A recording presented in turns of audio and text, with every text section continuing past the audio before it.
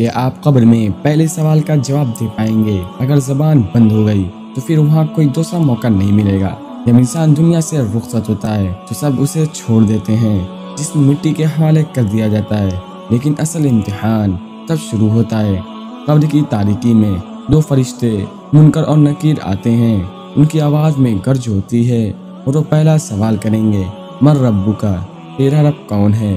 اب خود سوچو، اگر ہم نے ساری زندگی دنیا کے پیچھے لگا دی اور اللہ کو پہچانا ہی نہیں تو زبان کیسے بولے گی؟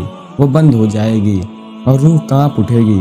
پھر دوسرا سوال کیا جائے گا، ما دینک، یعنی تیرا دین کیا ہے؟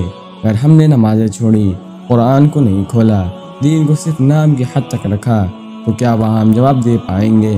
نہیں، وہاں صرف سچ چلے گا۔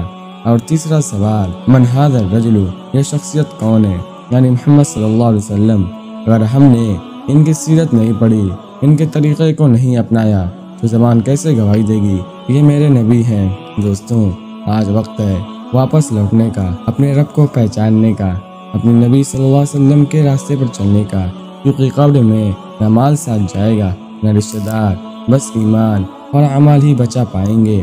اگر آپ کو یہ ویڈیو اچھی لگی تو ویڈیو کو لائک اور چینل کو سبسکرائب ضرور کریں، اور یہ ویڈیو کو زیادہ سے زیادہ مسلمان بھائی تک شیئر کریں تاکہ اور مسلمان بھائی بھی قبر کے سوال میں پاس ہو جائیں۔